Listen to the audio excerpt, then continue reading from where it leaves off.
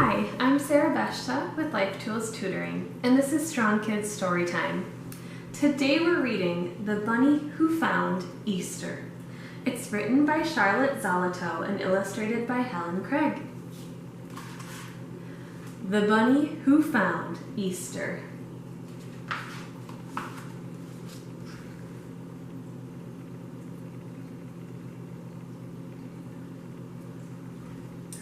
One day, a little bunny woke up from a long nap alone under a tall elm tree.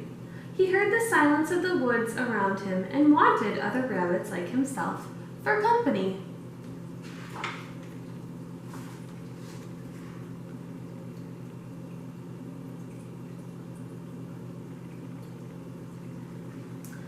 "Can you tell me where I will find other rabbits?" he asked a sleepy old owl in the elm tree. "Other rabbits?" said the owl. "Why, there are always rabbits at Easter." "Where is Easter?" asked the little bunny eagerly. But the old owl had dozed off to sleep again in the bright sun. "It must be someplace to the east," thought the bunny, and he set off searching.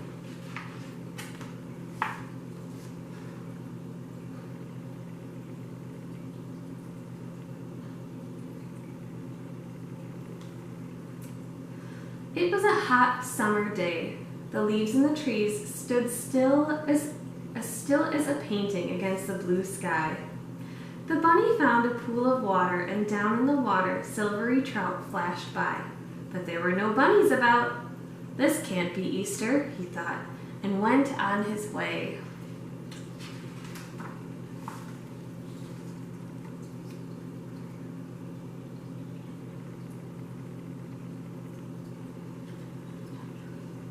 He came to a field full of daisies. There was a hot summer daisy smell over the field, and the bunny's nose twinkled. A big, slow bumblebee hummed by. But in all that whiteness of daisies, there was no whiteness of bunnies like himself. "This isn't Easter," the bunny said, and he went on.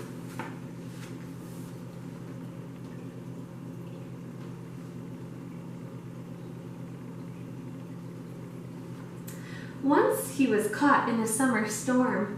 The sky looked like night. Suddenly, a streak of lightning, the color of stars, forked through the sky. Great rumblings rolled from one end of the world to the other. The rain came down so fast that the bunny could hardly see the mountain laurel just ahead.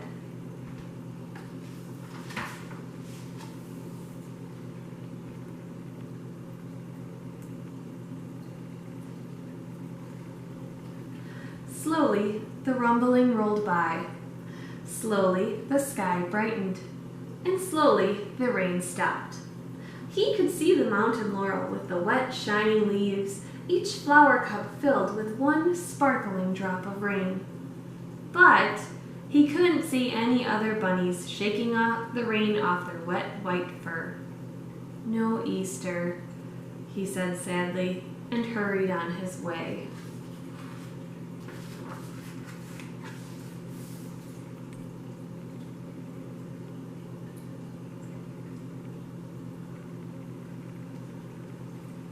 Summer was nearly over. The leaves on the forest trees began to turn brown and gold and red. Dead leaves crackled under the soft rabbit hops of the little bunny who was looking for Easter. He stopped under a tree to rest, and a round, shiny red apple fell down and startled him. It smelled of autumn and crispness. He took a bite with his two front sharp teeth. When he had crunched the apple to its seeds, he looked around and sighed. Ugh, there wasn't another bunny to be seen.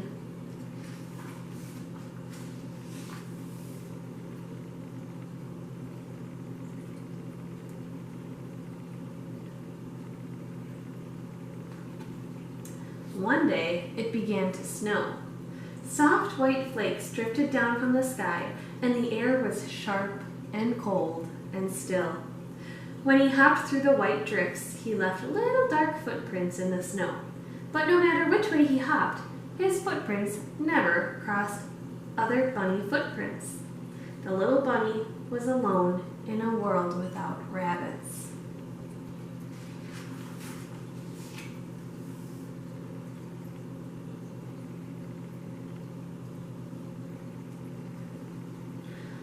birds, little black sparrows like ink drops in the snow. Brown squirrels leaped about in the bare branches of the trees. Once he saw a whole family of deer slipping into the forest at dawn. But there wasn't another long-eared, pink-nosed, white furry rabbit like himself to be seen. This can't be Easter yet, he thought, and his loneliness grew inside of him.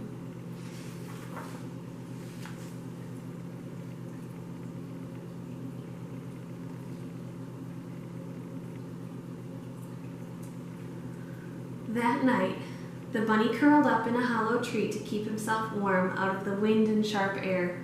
When he woke up the next morning, there was something different. It smelled. He quivered his nose and smelled hard. It smelled of greenness and warm, soft sunlight. The little bunny felt sure he would come to Easter soon.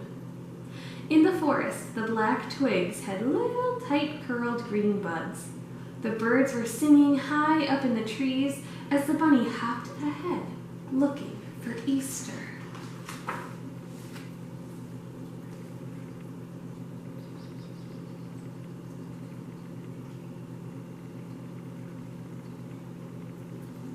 Suddenly, he saw something in the muddy earth that made him stand perfectly still with excitement. Crossing in front of him and going into the woods where he had never been before were little rabbit paw prints on the ground. He followed the paw prints very carefully down a hidden path. There in a clearing, he saw someone small and furry resting on a mossy bank. Look at that!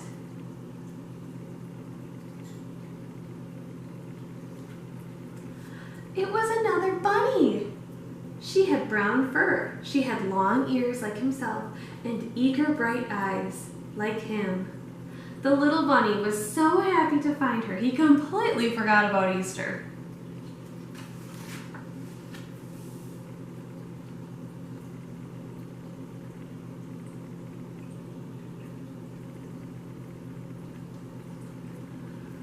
Hopping back through the forest with her, he showed her all the places he had seen on his search.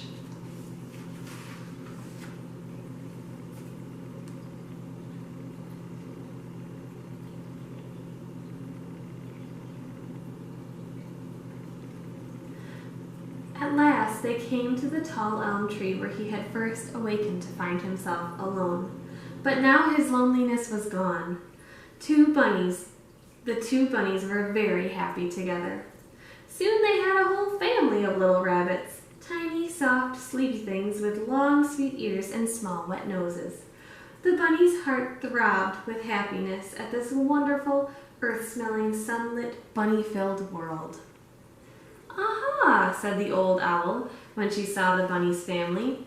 "Didn't I tell you so? At Easter time, there are always rabbits."